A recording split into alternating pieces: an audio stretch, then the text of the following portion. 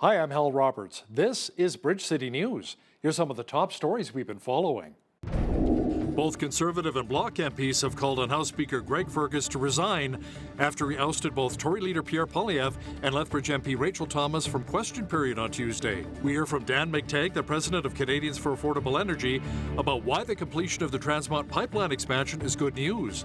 And we also have details about a new $19 million investment the province says will help our agriculture industry. Your nation, your province, your southern Alberta. From the heart of Lethbridge, it's Bridge City News with Hal Roberts. Thanks so much for joining us. Conservative and Bloc MPs have called on Liberal House Speaker Greg Fergus to resign. Fergus is being called partisan and a disgrace. This after he tossed both Tory leader Pierre Poilievre and Lethbridge MP Rachel Thomas from question period on Tuesday. Poilievre called Prime Minister Justin Trudeau and his policies wacko in connection with Ottawa's legislation of allowing hardcore drugs to be used in public places in BC. Ontario Tory MP Michael Barrett agreed wholeheartedly with Poilievre's comments. The leader of the official opposition raised the issue of this wacko policy and was ejected by the Liberal Speaker for calling it exactly what it is. And so we're not going to stay in proceedings when there's two sets of rules. One set of rules for a Prime Minister who isn't asked to follow the same rules that the official opposition is. Our job is to ask questions and to hold the government accountable. It's not the job, of course, of the Speaker, because he's a Liberal, to protect a Prime Minister whose wacko policies are putting people's lives in danger. And now we know that the Liberals are considering the same policy. It's a wacko policy, but for the City of Toronto here in Ontario. There are plenty of unparliamentary words that are used. They may seem arcane and archaic. I have been guilty of using them myself. When I've done it, I've gotten up and apologized. So he wasn't sanctioned for using the word. He was sanctioned for not retracting it. And when he did, he was a big baby, and for about 3 or 4 rounds, he played words in order to not apologize. And I think that is telling of a character of a person. So he used the words, wrong on him. He then was sanctioned, refused to apologize. That attacks the integrity and the authority of the chair, which is sacrosanct in this House. Prior to Poilievre's ejection, the Liberal House Speaker Fergus ordered Lethbridge MP Rachel Thomas to withdraw from the House as well for disregarding the authority of the chair. She called Fergus's handling of the House disgraceful. The Conservatives say Thomas's privileges as an MP were violated since she was not allowed to take part in the debate even after withdrawing her comments. As you heard recently on Bridge City News, the $34 billion Trans Mountain pipeline expansion has been completed and is good to go. The regulator has said the asset, which can now triple capacity, is ready to operate. Alberta Premier Danielle Smith says her government is excited about bringing Alberta oil to Tidewater, opening up the option of new export markets for oil producers, including countries like Japan, China, and India. The Trans Mountain pipeline expansion includes 12 new pump stations, 980 kilometers of new pipe, and 19 new storage tanks, mostly in Burnaby, BC. Now, to chat about this in more detail about the expansion is Dan McTagg, president of Canadians for Affordable Energy, and Dan joins us now from Milton, Ontario. Dan, what will this project finally mean for both the Alberta and Canadian economies? Well, a couple of very positive things. One, of course, we were, accepting the 20 to 25, sometimes even a $30 discount on our oil because we only had one, in theory, one customer in the United States. And no doubt they could continue to basically charge a price that was well below what I think a lot of people's expectations were. But that no longer is the case, although we sell nearly 4 million barrels of oil every day. 4.59 will certainly help the situation, certainly as it means getting Canadian oil to Tidewaters for the very first time directly. No country intervening or no use by refiners along the way. That will probably strengthen the Canadian dollar. Over time, selling that much oil at $70, $80 a barrel will certainly make things better for the purchase power of pretty much every Canadian in ways that most don't expect. Of course, it means greater revenues for the government. and perhaps a lesson to the federal government to stop meddling or allow organizations to meddle with decisions made by the government. Not only are they ruinous and reckless as far as policy and monetary is concerned, $34 billion when it should have cost the taxpayer absolutely nothing. Now, many would say that the TMX pipeline expansion would help producers fetch a better price for their oil and higher royalties for the provincial treasury. How do you see it, big picture? Well, big picture, of course, is that oil's moved from a $20 to $30 discount to about a $5 discount, $6, maybe $7 at the most. So a small pipeline relative to the amount of oil that we produce and that we export still has a pretty significant effect. If one pipeline could reduce that discount by $10 to $15, then it's certainly worthwhile. Provincial treasuries, federal treasuries, the investment climate improved, obviously, for those who can now get their product to market without having to rail it or use other circuitous means to get products, not just the United States but to global markets. A very difficult thing to do, and series of pipelines have been blocked either by the Canadian government or by the U.S. government. So it's a very positive sign, and I think for consumers, well beyond what it means for governments and for the oil industry, a strengthening of the Canadian dollar. So, Dan, what would you say to critics such as Eugene Kung, a lawyer with West Coast Environmental Law, who says this will go down as one of the biggest mistakes in Canadian history? These individuals had their day, and they cost the Canadian taxpayer $34 billion. The world wants oil. The rest of the world is making energy through oil, and no renewable is made without oil. So to pick on Canada, just because we have weak laws and you can use lawfare and a lot of charitable dollars, which shouldn't be treated as charities, to attack the most important, most valued export we have in this country, diminishes our ability to make ends meet, and it hurts the very poor in this country and those Canadians who expect much better. Dan McTeague, President of Canadians for Affordable Energy, thanks so much for joining us today from Milton, Ontario. Canada's Defence Minister says our country has a plan to modernize the North American Aerospace Defence Command, also known as NORAD. Bill Blair says with more Chinese surveillance balloons making their way to our country, more needs to be done to better protect Canadians. And that's why Canada is making its largest investment in NORAD modernization in a generation.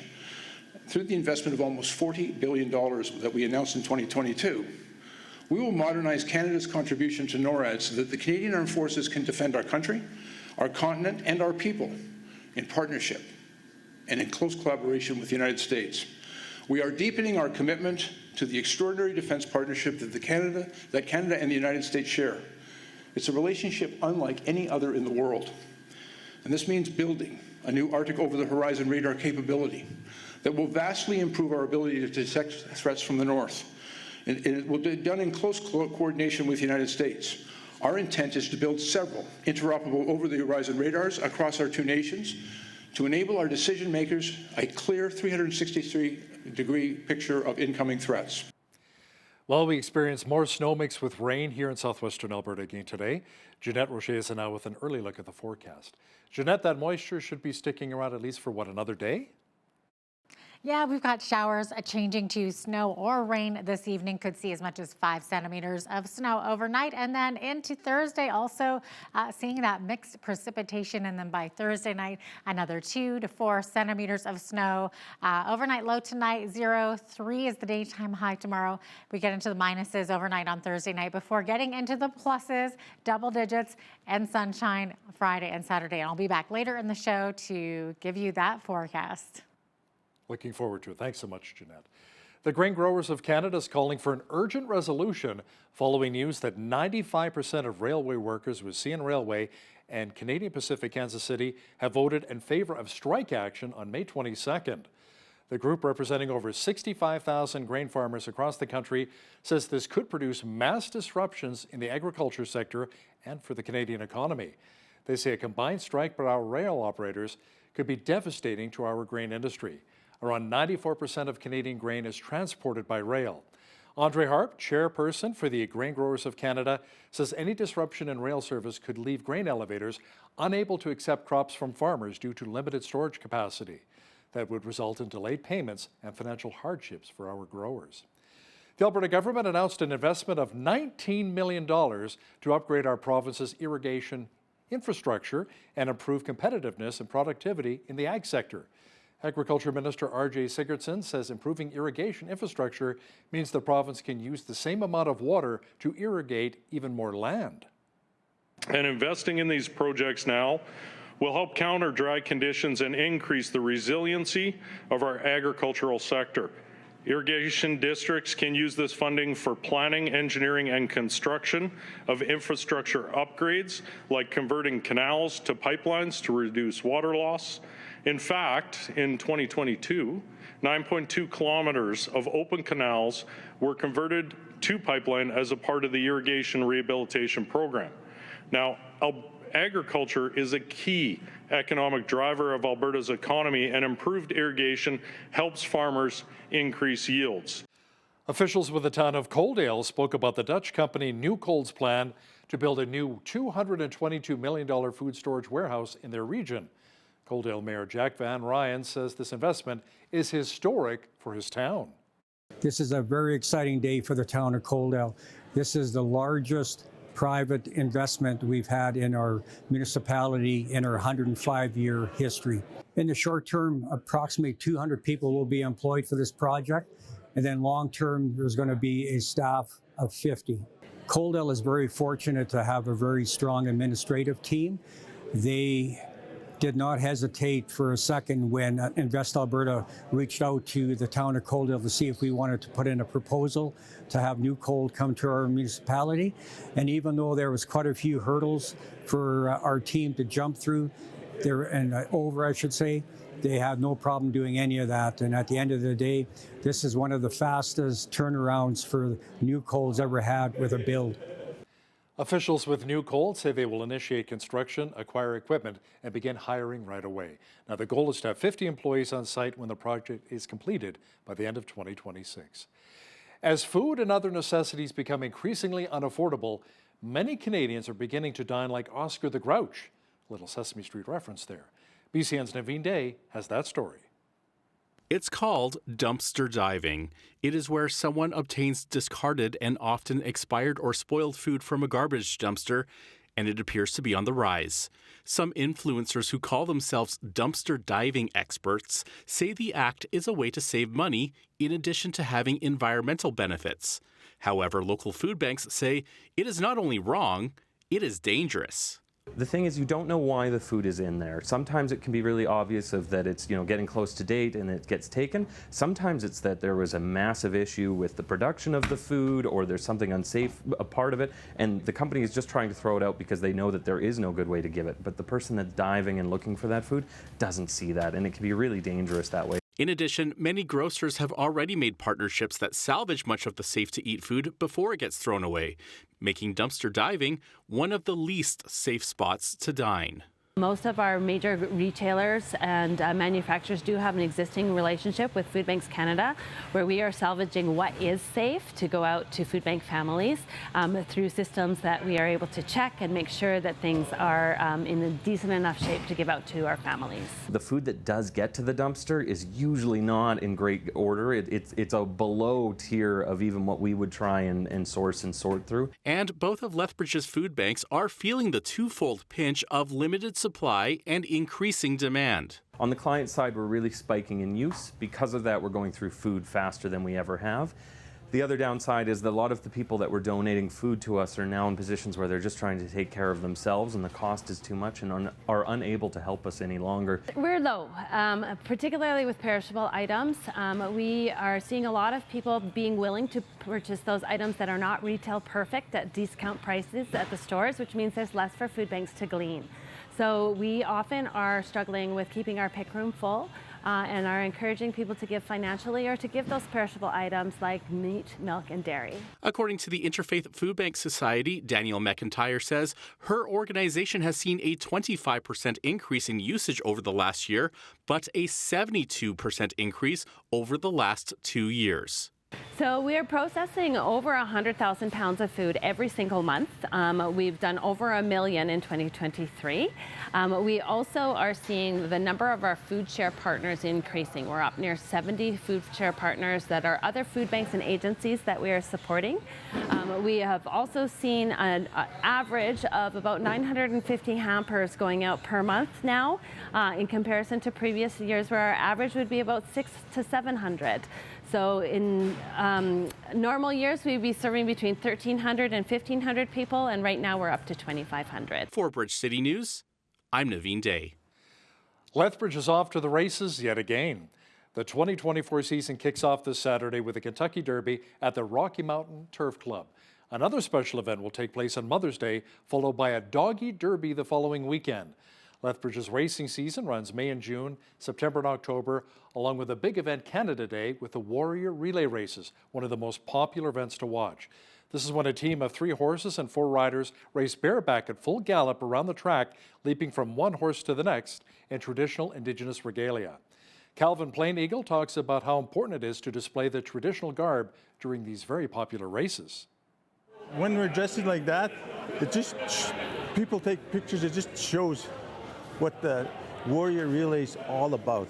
It's a tradition, the horse, and the First Nations as being a warrior, riding a horse bareback without a saddle. We paint our horses like we have a tradition paint on our horses, eh? And the paints, I kind of went back to like our tradition from what the paints mean to us. In some of the paints it means like the warrior racing is the warriors when they're battling, how much paint they have on their horses. That's how much battles they've been at, eh? It's our logo, it's the pagan logo. And we try to use that lot to present our reserve. It's always a fun time. Warrior Relay Racing is one of the oldest competitive sports here in North America, dating back more than 500 years. Well, we saw a few flurries mixed with showers earlier today in Lethbridge, and that trend will continue for the short term. A full look at the weather picture is on deck.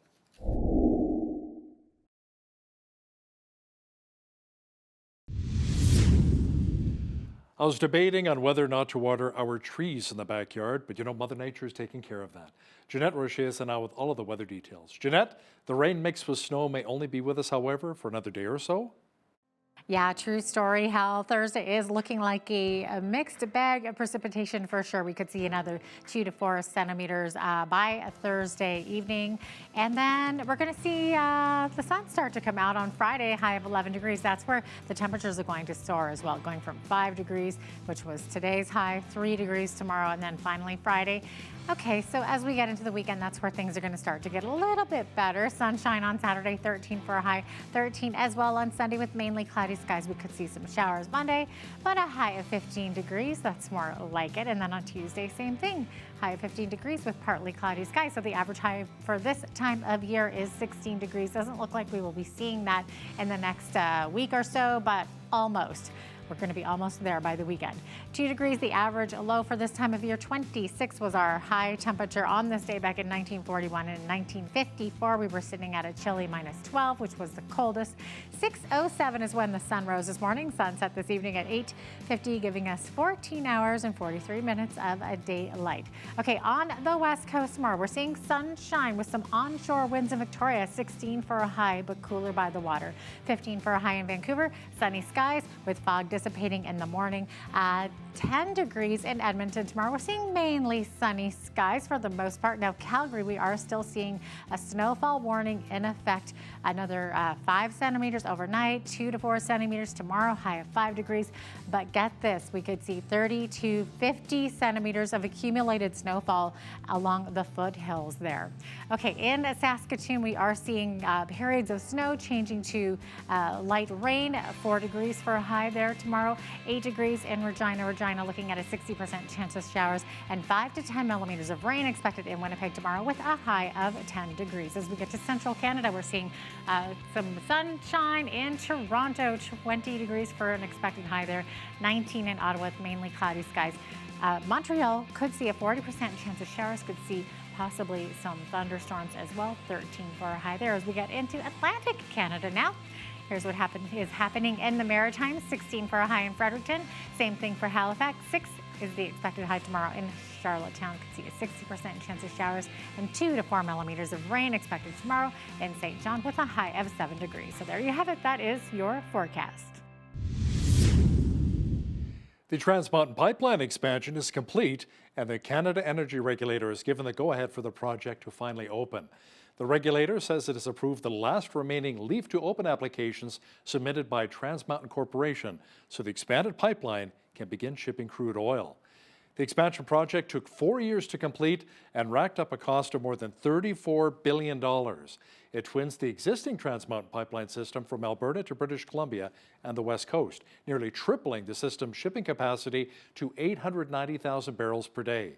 The increased capacity is expected to help improve the price of Canadian oil and that the companies receive for their product.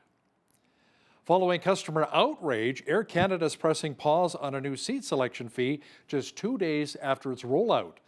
Travel agents received notice from the company this month that lower-tier passengers who have not purchased a seat in advance would have to pay a fee of up to $50 to change their automatically designated spot starting April 24th. Now, some travelers on social media said they were caught off guard and given no heads up by Air Canada whatsoever. The airline says it has suspended the policy for operational considerations, adding that it received very little customer feedback. Smokers in parts of Canada are starting to see cigarettes with new health warnings printed directly on them. Manufacturers are required by Thursday to ensure that warnings such as poison in every puff are printed on individual cigarettes. Retailers will have to carry only the labeled cigarettes by the end of July. The campaign features 6 different messages that could appear, including warnings about how the habit can lead to conditions such as cancer, impotence, and organ damage. Canada is the first country to adopt such a measure in an ongoing bid to curb smoking rates. Now, here's a look at today's markets. The TSX was up 14 points on the day to finish at 21,728. The Dow was up 87 points to 37,903. The S&P 500 was down 17 on the day to 5,018, and the Nasdaq was down 52 points to 15,605. West Texas Intermediate Oil was down $2.75 to $79.18 US per barrel. Natural gas was down 6 cents to $1.93 US. Gold was up $32.46 on the day to $23.1872 US an ounce, and silver was up 36 cents to $26.66 US an ounce. Feed wheat is at $8.84 per bushel, barley's at $6.42, canola's at $13.30, and corn is at $7.87 per bushel. Live cattle June contract was down $1.13 to $173.85. Feeder cattle were down $3.15 to $241.43, and lean hogs were down $1.13 to $93.03. The Canadian dollar was up slightly over the past 24 hours to $72.79 US. Recapping one of our top stories, both Conservative and Bloc MPs denounced Liberal Speaker Greg Fergus and demanded his resignation for ejecting Tory leader Pierre Poilievre from the House of Commons after he refused to walk back calling Prime Minister Justin Trudeau a wacko. The MPs say Fergus is partisan and is a disgrace who can no longer control the House of Commons. The former mayor of Calgary, Naheed Nenshi, many would argue, is the front-runner to replace Rachel Notley as Alberta NDP leader next month. Coming up, UCN's Naveen Day interviews Mr. Nenshi to find out where he stands on a number of hot-button issues. Listen, when you see news happening in your community, be sure to send us an email at info@bridgecitynews.ca. Also, be sure to visit our website anytime to check out a number of stories and interviews.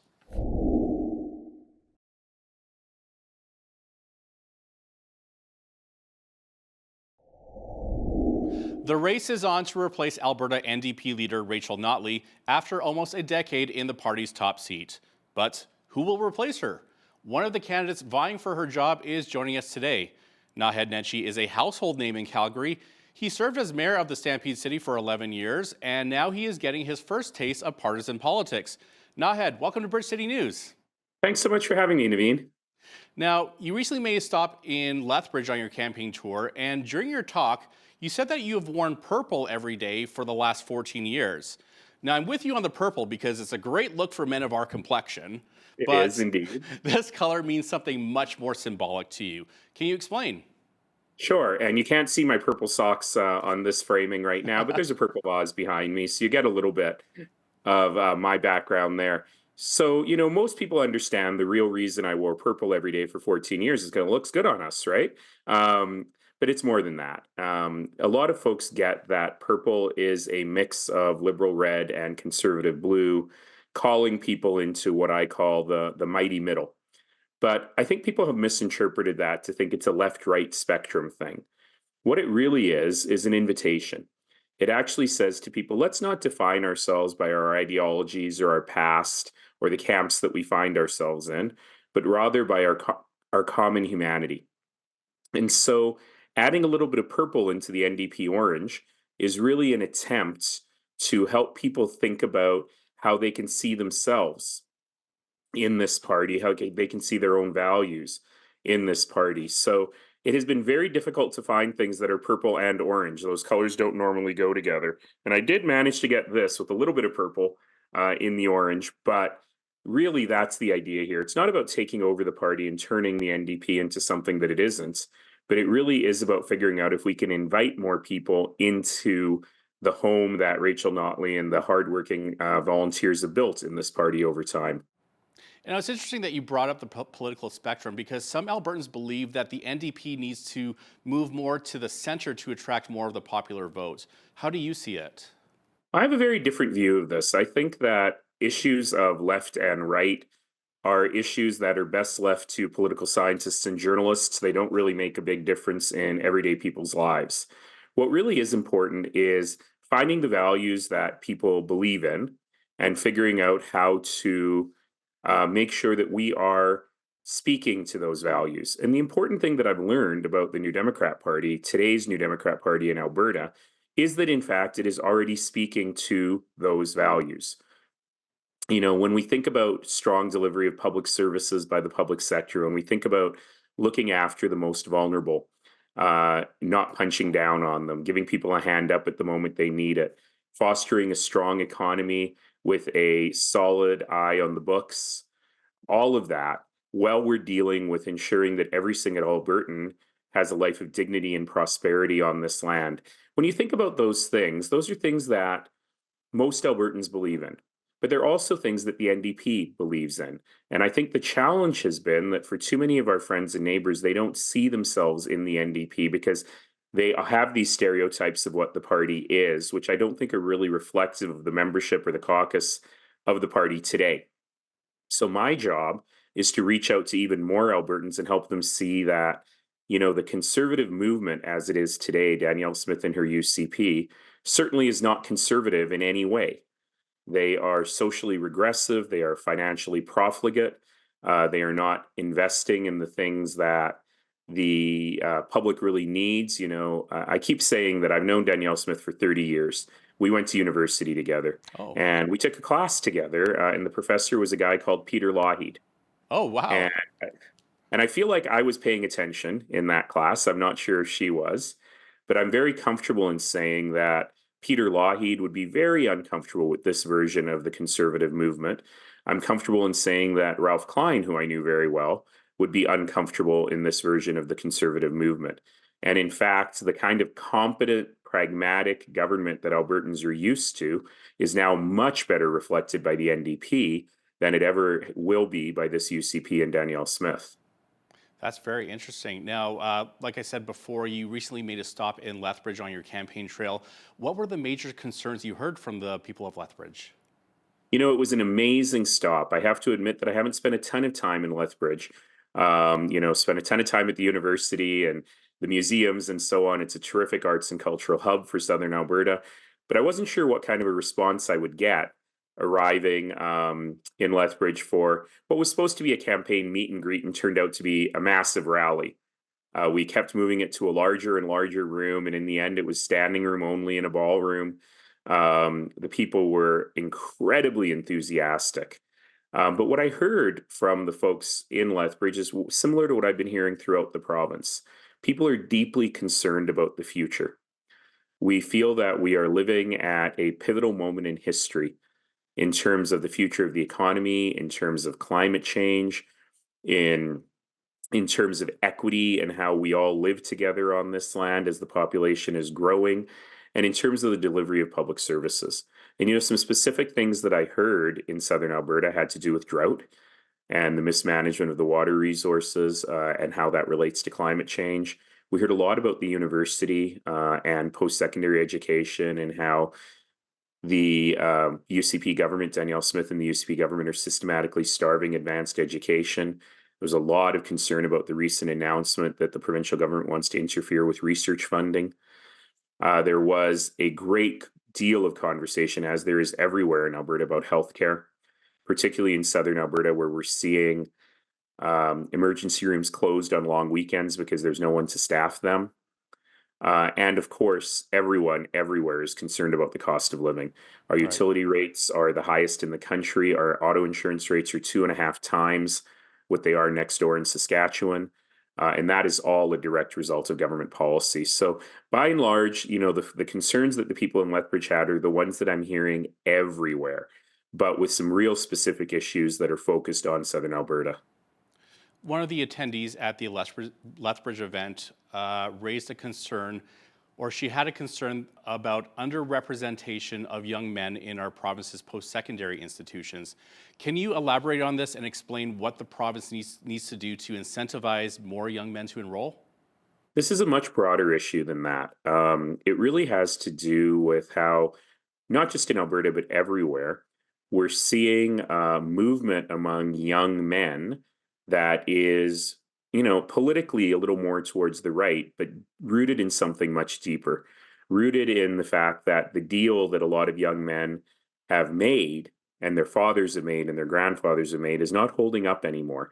That if you finish your education, if you finish high school, for example, in lots of parts of Alberta, you can still get a good job, you can get married, you can start a family, you can afford a house, and be able to, move on with your life. And often, for a lot of young people right now, they're just not seeing that dream anymore.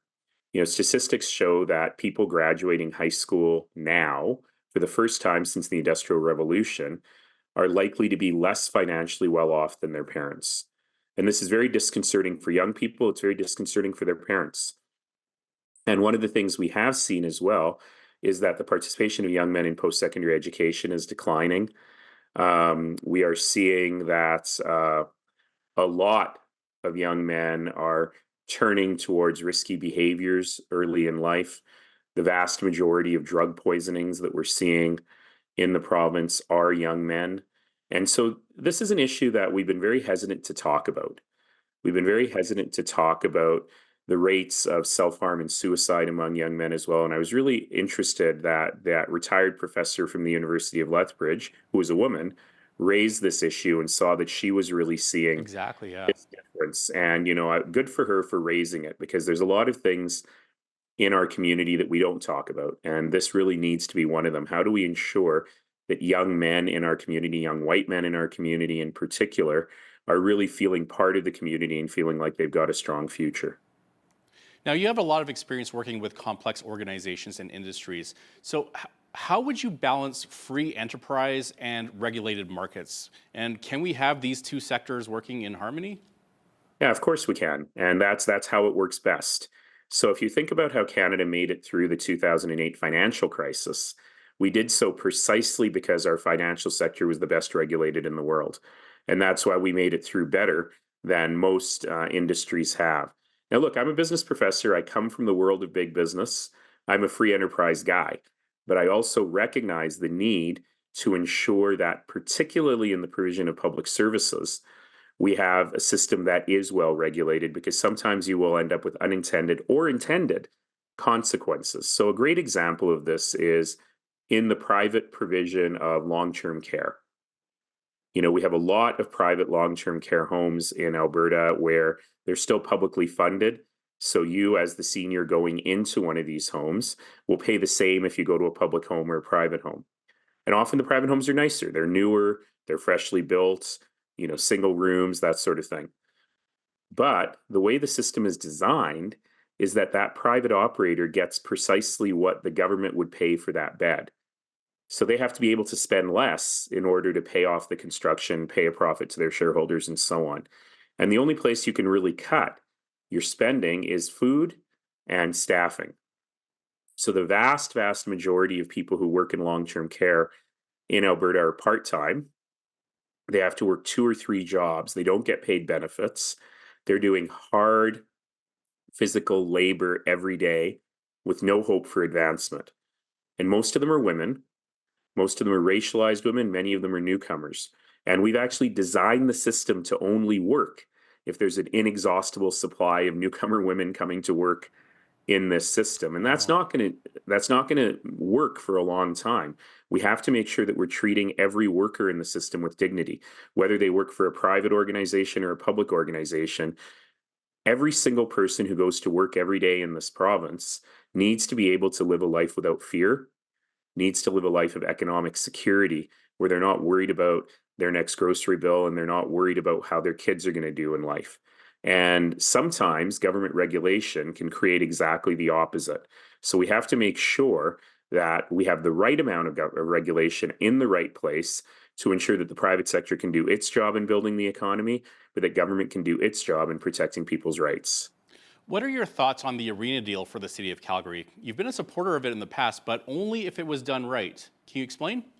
Well, no, because I made it a big deal to not comment on issues of my successor as the mayor of Calgary. She deserves her space to do the things that she wants to do. I will say that I have always believed that if public money is going into a project, there must be a very clearly defined public benefit. And I think that that is what we worked hard on all deals, including that one, when I was mayor. And ultimately, it'll be up to this city council and this provincial government, which put in some money in it, to explain to citizens what the public benefit of that public money is. So some say healthcare in Alberta is on the brink of collapse, while others say it has collapsed. Would you agree with the former or the latter? And what changes need to be made with AHS?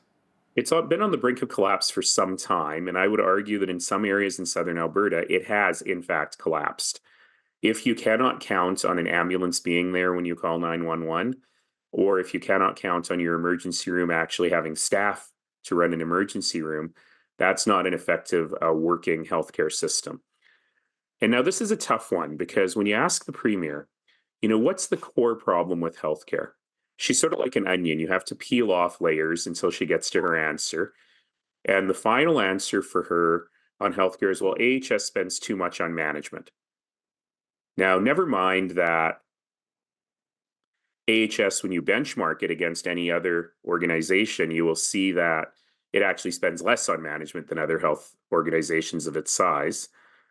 But what I don't understand at all is if she believes that AHS spends too much on management, then how is creating 4 AHSs, each with their own management layers, actually going to reduce the cost of management? In fact, I would argue that most Albertans would not disagree that AHS needs reform. But I don't think any Albertans would agree, and Danielle Smith and Adriana LaGrange are trusted to do it. It's no doubt that what they do, I have very little faith it's going to work. But here's the issue. If the NDP takes power in 2027, 3 years from now, and we look at an exhausted healthcare workforce, and we say you've just been through this terrible organizational change that nearly killed you, let's do it again. Well, that's not going to work either. And so we have to deal with what we inherited. Part of it is we've got to find the money to adequately fund the system. It's as simple as that. We cannot continue to starve the system and expect the people who work in the system to do heroic things every day, using literally Band-Aids to keep it all together forever and ever. We're going to burn people out. We have burned people out. We're seeing people leave the province in droves in the healthcare professions. So we have to start with funding the system adequately and finding the money to do that. But we also need to start from a place of respect. The UCP government has demonized healthcare workers. They call them union bosses. They fight with them all the time. They show no respect for the work that they do. They tear up their contracts. And so we have to start with a place of serious respect, saying you play an incredibly important role in our community. You're not just a cost center. And we respect and value that work. And together we're going to find a solution that makes sense. Now, some say Danielle Smith's UCP government has taken a combative approach in dealing with the federal government, particularly with Prime Minister Justin Trudeau. How would you build a relationship with the federal government? Well, I would argue that they've taken a combative attitude towards everything. You know, I've never seen a government so fundamentally disinterested in governing. They're not actually running the province. They're just as I've said, they just know how to do two things: pick fights and waste money. And even, you know, the $100 million on Turkish Tylenol was simply so that they could try and own the federal government, because they knew very well that the federal government's deal that they had made to get actual Tylenol on the shelves was starting to happen, and they wanted to take credit for it.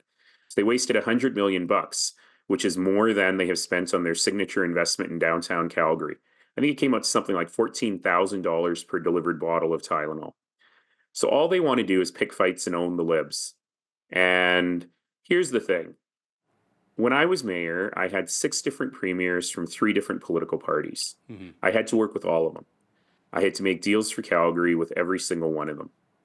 I also had about half of my time with a federal government that was conservative and half of my time with the federal government that was liberal. And I managed to secure more funding for the city of Calgary, by the way, something that the government doesn't want us doing anymore, securing federal funding. But I managed to secure more funding for the city of Calgary under both of those governments than any other major city in Canada. So the point is, you make deals. And if we go back to the example of Peter Lougheed, nobody fought more fiercely for Alberta than Peter Lougheed. But he also brought home the deals. He brought home a constitution, for heaven's sakes. And this government is not just incapable of making deals, they're disinterested in making deals because they want to fight forever. Now, the interesting thing will be, should the federal government change, what is Danielle Smith going to do? If she doesn't have Pierre Trudeau or I should say Justin Trudeau to fight with anymore, what is she going to do? She's got no other tool in her case. Even when she talks about me, she talks about Trudeau. She's obsessed. He lives rent-free in her head. And ultimately, we got to get beyond that. We got to make deals with whoever's in power in Ottawa and do what's best for Albertans. Former Calgary Mayor and Alberta NDP leadership hopeful Naheed Nenshi, thanks so much for your time today. Thank you, Naveen, and good luck with the good old southern Alberta spring. Could be raining, could be snowing, could be sunny, but we're going to get through this, and spring is coming.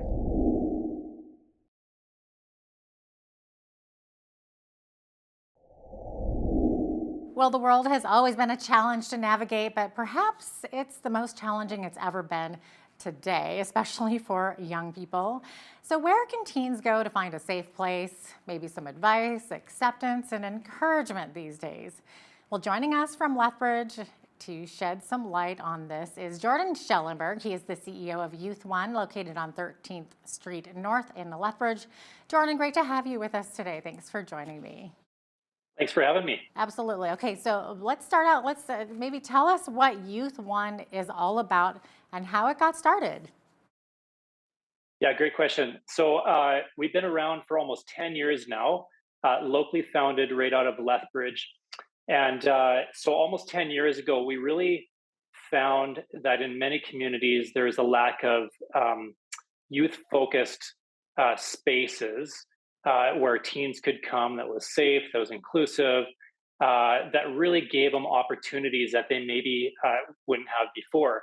And in Lethbridge, it's not really a stat to be proud of, but we have one of the highest child poverty rates in Alberta. Latest research that came out is in Canada, almost 1 in every 2 young people grow up without a mentor or positive role model in their lives. And then you add the increase in mental health issues stemming from trauma-related incidents. And we just really thought there was an opportunity there. And so that's why Youth One provides prevention-based out-of-school programs, meals, and support services for teens and families in our neighborhoods, and that's with no financial barrier. Yeah, those stats are a little bit alarming. So was this kind of started more to be like an after-school program type of a thing? For sure, yeah. Originally, we started just for high school students between the hours of 3 and 6 p.m., which is typically a high crime rate. For young people, that would be a national stat. It's just unsupervised time and lack of spaces for youth to attend if they're not a part of any clubs or sports teams. And so that's really where it started. And then from there, based on feedback from families and youth, we grew and started offering more opportunities. So, What's your background, Jordan? Did you kind of grow up like this? Were you a latchkey kid, or were you, kind of like a youth pastor? What motivated you personally to get involved in this? Yeah, so I mean, growing up as a kid, I was a pastor's kid. Okay.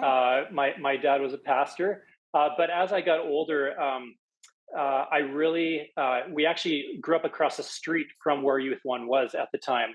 That seems like a long time ago. But my background, once I got older, was actually I had gone to school for policing. And in that education that I received, I really was drawn to prevention-based programs. Is rather than entering into a young person's life when they've broken the law or got in trouble in that form, I wanted to be the one helping with programs that would prevent that from happening and really kind of walk alongside youth. And so that's where my background was, and it led to us discovering this need and starting Youth One. Oh, that's amazing. And it started when, about 9 or 10 years ago? Yeah, in 2014. So come this October will be our 10th year. Okay, and it's grown quite a bit since it was launched, hasn't it? It has, yeah. We always joke around how we had our first day of opening, we had one youth show up, and we thought, okay, maybe there's not a need here. But yeah, now we see about, this year we're on track to see over 700 registered youth for the school year. And we roughly see about 430 youth in attendance every week. That's amazing. It all started with just one child. That's right. I know. Play off the name, right? And you have all kinds of activities going on for the kids. So what are some of the most popular for the kids to do? Yeah, that's right. So we really enjoy playing. Like we take a lot of value in play. And then we also offer support for the youth. But many of our activities when youth come in is things that they just like to do. And so we have a skateboard ramp in our facility where we can teach skateboarding and scootering and all those kind of things. We have a climbing wall. We have different media centers, access to computers. We do crafts every day, meals. We have board games, pool tables, like the list goes on. As we always look at what are just activities youth like to do, and we'll try our best to provide them. And it just really sets us up for youth to keep on coming back and opportunities for our volunteers just to get involved in their lives and doing different activities with them. So, And is it free for kids to join or to come and attend? Yeah. So one big thing we always kind of put in our mission is that there's no financial barriers. So any youth that wishes to attend, as long as they're between the ages of 11 and 18, they're able to access all of our programs and services. Okay, now that sounds great. What are, in your opinion, you work with the kids all the time, but what are some of the biggest issues that young people are dealing with today? Is it online bullying or peer pressure? Yeah, I mean, it's a very tough world to grow up in. It's changed a lot, even from when I was growing up. Like I mentioned before, mental health issues that many times stem from trauma at younger ages, lack of resources for opportunities. I think lots of people are struggling financially right now. It can greatly affect the healthy development of a young person. And so our goal is just to come alongside youth, whatever stage of life they're at, love on them and offer what we can to help them really tap into their full God-given potential that we think they have. Yeah. So what do you find when you're mentoring these kids? What are the biggest things that they're kind of dealing with? Yeah, I think it's a lot of those things. A lot of mental health struggles, and it could just be from like good stress, like I've been cramming for this test and I don't know how I'm going to do, and we work with them to really like deep rooted issues where they need some assistance that's even larger than us, that we're able to connect them in the community and get them help. So it could be, I've just been kicked out of my house, I don't know what to do, and we're able to connect them. We don't offer housing, but we know people that do. And so we have those relationships already, and we're able to help guide them into those supports that they need. Yeah, no, it's interesting that you mentioned that. I understand that sometimes you guys help youth find jobs or find housing or assist with their education. What does that look like? How do you do that? Yeah, so one of our programs is called The Point, and they can access that throughout the day as long as they call ahead and make an appointment. But If it's anything that we can offer in-house, helping them find jobs, job-related skills like what should I do at an interview or where, and then those other things that needs a little bit more intervention. So we're not an intervention family center, youth and family center, but like I said, we have those relationships with other organizations in the community, like Woods Homes, Lethbridge Family Services, that if there's some professional help that's needed, we're able to direct them appropriately. Wow. And then you also have a sponsor a youth program, right? So can you maybe explain what this is? Yeah. So it's our main fundraising program. And so all of our fundraising events raise money for this program. When we ask for funds throughout the year, our monthly supporters, it all goes towards this. It's called the Launch Forward program. Essentially, what we did was we evaluated what it actually was costing one youth to attend for a full year, and it was roughly $100 a month. So kind of like a gym membership. This includes full access to meals and snacks every day, access to professional trained staff. We have two sites now, so access to both sites and all the programs. And so what people can do is at these events, our fundraising events, or even if they want to sign up for monthly support. So we say for every $1,200, it's covering the equivalent cost of one youth to attend the full year of all these programs. And so every year it increases because we're growing. But this year we had to fulfill 430 individual youth sponsorships for the entire school year. So that's what we're raising money right now for. That's incredible. Now, you mentor youth. So what does that look like? Is it one-on-one? Is it, a bunch of kids just hanging out with somebody? How do you do that? Yeah, absolutely. So a lot of group mentorship. Mm-hmm. So, with the amount of youth coming in, it's very difficult to always just be doing one-on-one. But as the relationship grows, those opportunities happen where, we will take a youth out for coffee, or we'll go to the movies with them, or show up to a basketball game and cheer them on. Our desire is to see those relationships grow and that they have that healthy adult in their life that really actually does legitimately care about them. And that's where we see conversations beginning to happen, discussions about, life in general and where they're going and just direction in life. And so we just want to walk alongside them. And so whether they just participate as a group or they really connect with one of our volunteers and meet with them outside of our regular programs, we just want to see that relationship grow. Yeah, I bet you must delve into those deep existential questions, right? Like, what's the purpose of life? Why am I here? That sort of thing. Yes. Yeah. Yeah, we really do. And we just move at the pace of the relationship, right? So our offering is everyone is welcome here as long as you're the appropriate age. These spaces and these programs are for you. We're here for you if you need it. And our hope is that as the relationships grow, we're able just to help them navigate life. And that can be everything from practical support, like assistance and finding a job, to really those deep discussions about, even the purpose of life. Yeah, oh, definitely. Now you were mentioning you work with kids 11 to 18 or 19, right?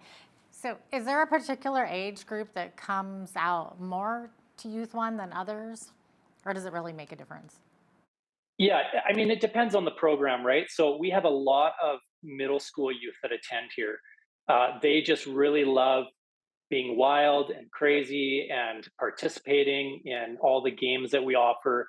And then once they get to high school, they kind of settle down a little bit, and that's where you start having those deeper conversations. But they like to just be a little bit more social and chat with each other, and